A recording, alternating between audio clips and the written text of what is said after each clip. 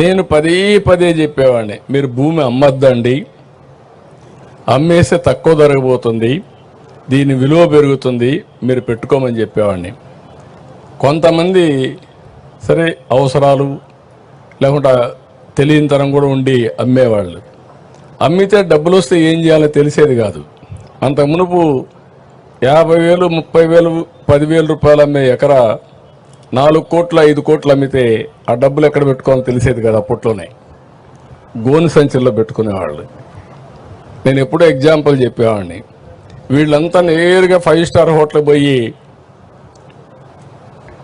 Costliest whisky పేరు తెలియదు కానీ ఆ హోటల్లో ఉండి విస్కీ తాగాలనేవాళ్ళు. అప్పుడు నేను ఇవన్నీ మళ్ళీ చెప్పేవాడిని. ఇక్కడుండే మీకు కూడా చెప్తున్నా, దుర్వినియోగం చేయొద్దండి. అమరావతి రైతాంగం అంతా మీరు మీ పిల్లలు ఆలోచించండి. అందరం సాధారణ కుటుంబాలను పుడతాం. వచ్చిన అవకాశాన్ని ఉపయోగించుకుంటే మనం అనుకున్న స్థాయికి ఎదిగేదానికి అవకాశం ఉంటుంది. మీరు ఇంటికి ఒక ఆంట్రప్రెన్యూర్ అన్నాను. ఆ ఆంట్రప్రెన్యూర్ అనేది అమరావతి నుంచే ప్రారంభం కావాలనేది నా ఆలోచన. ఇక్కడ విట్టు, ఎస్ఆర్ఎం, రేపు రాబోయే రోజుల్లో టెక్నాలజీ కోసం బిట్స్ పిలాని ప్రపంచంలో ఉండే యూనివర్సిటీస్ అన్నీ వస్తాయి. ఇక్కడే మీ భూమిలో మీరు చూస్తే క్వాంటమ్ కంప్యూటింగ్ వస్తూ ఉంది. క్వాంటమ్ వాల్యూగా డిక్లేర్ చేశాను. విశాఖపట్నంలో నిన్నే గూగుల్, ఈరోజు ఢిల్లీకి వెళ్తున్నా, గూగుల్ కూడా వచ్చే పరిస్థితికి వచ్చింది. ఈ గూగుల్ వల్ల ఏఐ సునాయాసంగా డేటా సెంటర్ ఏఐ వస్తుంది. ఇవన్నీ కూడా మీరు గుర్తుపెట్టుకోవాల్సింది. నాకు కూడా అర్థమయ్యి ఇవన్నీ కాదు, నేను మొదటి నుంచి కూడా ఏదైనా అర్థం చేసుకొని ప్రపంచంలో ఏది జరుగుతుందో దాన్ని ముందు ఊహించి మన తెలుగు జాతికి అందించాలనేది నా ఆకాంక్షని మరొక్కసారి మీ అందరికీ తెలియజేస్తున్నా. ప్రధానమంత్రి గారు క్వాంటమ్ మెషిన్ పెట్టాడు, నేను క్వాంటమ్ కంప్యూటర్ అమరావతి తీసుకొచ్చా. ప్రధానమంత్రి గారు గ్రీన్ హైడ్రోజన్ మిషన్ పెట్టాడు, నేను ఆంధ్రప్రదేశ్ని గ్రీన్ హైడ్రోజన్ వ్యాలీగా తయారు చేస్తున్నా. అందరూ ఏ గురించి మాట్లాడుతున్నారు? హైదరాబాద్లో మీరు ఆ రోజు హైటెక్ సిటీ, ఐటీ, ఒకే ఒక నిర్ణయం, మీ ఊర్లో కూడా ఉంటారు. ప్రపంచంలో ఏ దేశానికి పోయినా హైయెస్ట్ పర్ క్యాపిటల్ ఇన్కమ్ ఎవరిదంటే తెలుగువారిది. అది తెలుగువారి యొక్క ప్రతిభని మరొకసారి మీ అందరికీ విజ్ఞప్తి చేస్తున్నా. ఇప్పుడు ఏ అయిపోయింది, డేటా సెంటర్, లేకపోతే క్వాంటమ్ కంప్యూటర్, ఇంకొక పక్కన ఎక్కడికక్కడ ఆర్టిఫిషియల్ ఇంటెలిజెన్స్. ఆర్టిఫిషియల్ ఇంటెలిజెన్స్ వల్ల నిర్ణయాలు చేయడం చాలా ఈజీ అవుతుంది, చాలా అక్యురసీ వస్తుంది. నేను ఇక్కడే ముగ్గురికి నారాయణ గారు చెప్తున్నా. నారాయణ గారు ఫస్ట్ నుంచి అసోసియేట్ అయ్యాడు, శ్రావణ్ కుమార్ ఫస్ట్ నుంచి అసోసియేట్ అయ్యాడు. మీతో సంబంధాలు పెట్టుకొని మిమ్మల్ని మెప్పించిన వ్యక్తులు. నేను అందుకే ఒక మాట చెప్పాను, మీరు కూడా గుర్తుపెట్టుకోవాల్సింది, అన్నీ మీరే చేసేయంటే ఎవరు చేయలేం, కానీ మీరు బాగుపడడానికి దోహదం చేయడానికి హ్యాండ్ హోల్డింగ్ ఇవ్వడం మా బాధ్యత, ఇబ్బందులు లేకుండా చేయడం మా బాధ్యతని మరొకసారి మీ అందరికీ తెలియజేస్తున్నా. ఏదో మిమ్మల్ని మెప్పించడానికి నేను మాట్లాడడం లేదు, కానీ నాకు కూడా పనులు 176 ఉంటాయి.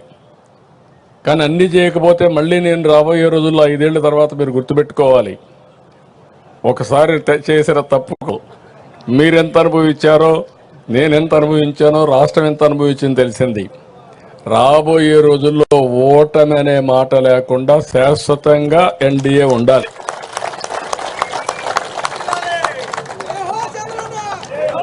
ఎన్డీఏ శాశ్వతంగా ఉంటే అటు నరేంద్ర మోడీ గారు 2047కి ప్రపంచంలోని నెంబర్ 1 ఆర్థిక వ్యవస్థగా భారతదేశం తయారవుతుంది. దానికి ఇంజన్గా ఆంధ్రప్రదేశ్ రాష్ట్రం ఉంటుందని మరొకసారి మీ అందరికీ విజ్ఞప్తి చేస్తున్నా. అందుకే ఈరోజు జనసేన అధినేత పవన్ కళ్యాణ్ గారు, తెలుగుదేశం, బీజేపీ ముగ్గురం కలిసి మనం ముందుకు పోతున్నాం. ఇక్కడ ఉండే రైతాంగం కూడా మీరు గుర్తుపెట్టుకోవాల్సింది, మీరందరూ కూడా ఇంకా రాబోయే రోజు రైతు నుంచి పారిశ్రామికవేత్తలు కావాలి. ట్రాన్సిషన్ ఇంకా మీరు రైతు ఆలోచన చేశారంటే మళ్ళీ ఎక్కడికో పోయి ఒక 5 ఎకరాలు 10 ఎకరాలు భూమి తీసుకొని మళ్ళీ వ్యవసాయం చేయాల్సి వస్తుంది. కాదు, ఈ ప్లేస్ మారింది, ప్రొఫైల్ మారింది. మీ ఆలోచన మార్చాలి, మీరు కూడా బాగుపడాలి. రాష్ట్రంలో ఉండే ప్రతి ఒక్కరికి చెప్తున్నా, నేను ఎక్కడ ఏది చేసినా ప్రజల కోసం చేస్తా, భవిష్యత్ తరాల కోసం చేస్తా. మీరు కూడా సహకరిస్తే రాష్ట్రం అన్ని ప్రాంతాల్లో అభివృద్ధి చేసుకుంటాం. ఈ ఒక్క ప్రాంతం కాదు, విశాఖపట్నం దీనికంటే ఫాస్ట్గా వెళ్ళిపోతా ఉంది. ఒకే ఒక నిర్ణయం, $10 బిలియన్ ఇన్వెస్ట్మెంట్ వచ్చింది. స్వతంత్రం వచ్చిన తర్వాత, ఆర్థిక సంస్కరణలు వచ్చిన తర్వాత దేశంలో వచ్చినటువంటి అతిపెద్ద FDI గూగుల్ ఇన్వెస్ట్మెంట్ అని చెప్పి కూడా నేను మీకు తెలియజేస్తున్నా. ఫస్ట్ టైం అలాంటి ఇన్వెస్ట్మెంట్ వచ్చినప్పుడు ఇంకా రాష్ట్రంలో చాలా వస్తున్నాయి. అవన్నీ కూడా మీరు చూస్తున్నారు. మీ మంచి మనసు పనిచేసింది. స్థలబలం అమరావతికి బ్రహ్మాండంగా ఉంది. కొన్ని ఇబ్బందులు వచ్చాయి, కానీ ఆ ఇబ్బందులు అధిగమించాం. మనం వేసిన ఫౌండేషన్ కూడా చాలా స్ట్రాంగ్గా ఉంది. ఆ రోజు నాకు బాగా జ్ఞాపకం, మొత్తం రాష్ట్రం దేశంలో ఉండే దేవాలయాలన్నింటిలో పూజలు చేసి పవిత్రమైన జలాన్ని, పవిత్రమైన మట్టిని తీసుకొచ్చాం. ఆ దేవుళ్ళ ఆశీస్సులు తీసుకొచ్చాం. మసీదుల నుంచి, చర్చిల నుంచి, ప్రార్థనాలయాలను తీసుకొచ్చాం. కడాన ప్రధానమంత్రి గారు కూడా పార్లమెంటు సాక్షిగా పార్లమెంటు మట్టి, అదే మరి ఢిల్లీలో యమునా రివర్ నీళ్లు, పవిత్ర జలాలు తీసుకొచ్చి మనకు అందజేశాడు. అవన్నీ నాకు జ్ఞాపకం ఉన్నాయి. దేవతల రాజధాని అమరావతి అయితే ప్రజా రాజధాని ఈ అమరావతి. నేను ప్రతిరోజు ఒకటే వెంకటేశ్వర స్వామిని కోరుకుంటాను. వెంకటేశ్వర స్వామిని కోరుకునేది నేను ఒకటే, కలియుగ దేవుడు వెంకటేశ్వర స్వామి. నాకు ప్రాణభిక్ష పెట్టింది కూడా వెంకటేశ్వర స్వామి, మరో జన్మనిచ్చాడు. అలాంటి వెంకటేశ్వర స్వామిని నేను కోరుకునేది. దేవతల రాజధాని అమరావతి ఏ విధంగా అయితే ఉందో మనం ఊహించుకుంటున్నామో అలాంటి రాజధాని, అలాంటి రాష్ట్రాన్ని నిర్మాణం చేయడానికి అవకాశం ఇవ్వమని వెంకటేశ్వర స్వామిని ఎప్పుడు ప్రార్థిస్తానని చెప్పి కూడా నేను మీకు తెలియజేసుకుంటూ, మళ్ళీ ఒకసారి మీతో కూర్చుంటాం. ఎవరికి ఏ సమస్యలున్నా అన్ని కూడా పరిష్కారం చేసుకుందాం. టైం టు టైం కూర్చొని ఈ ముగ్గురికి బాధ్యత చెప్తున్నా. రైతాంగాన్ని మేనేజ్ చేసే బాధ్యత మీ ముగ్గురిది. మీకేదైనా సమస్యలు ఉంటే నేను కూడా పిలిపించి మాట్లాడి ఒక యాక్షన్ ప్లాన్ తయారు చేసుకొని దానికి అనుసంధానంగా అందరం ముందుకు పోదాం. ఎందుకంటే ఈరోజు నేను ఢిల్లీకి వెళ్తున్న ఇంకొక మీటింగ్ చూసుకొని మధ్యాహ్నం పైన పిఎంని కలవాలి. ఎందుకంటే 16వ తారీఖు పిఎంని ఇన్వైట్ చేస్తున్నాం.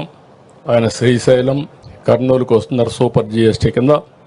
ఆ ప్రోగ్రాం ఉంది కాబట్టి టైం డిలే చేయడానికి వెళ్ళలేదు.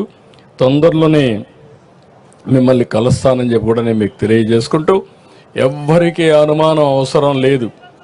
మిమ్మల్ని మరిచిపోయే సమస్య లేదు. మిమ్మల్ని మరిచిపోతే మీరు చేసిన త్యాగాన్ని నేను మర్చిపోయినట్టు అవుతుందని చెప్పి మరొకసారి తెలియజేసుకుంటూ, మీ త్యాగాన్ని గుర్తుపెట్టుకుంటా, మిమ్మల్ని గుర్తుపెట్టుకుంటా, దానికి ప్రతిఫలం అనునిత్యం ఆలోచించి ఏ విధంగా చేయాలో చేసుకుందామని చెప్పి తెలియజేసుకుంటూ, మరొకసారి వండర్ఫుల్ ఒకేషన్, జీవితంలో మరుపు రాలేనటువంటి సంఘటన. ఫస్ట్ బిగినింగ్ మాత్రం ఇది అయిపోయిందని నేను అనడం లేదు. ఈరోజు ప్రారంభం చేశాం.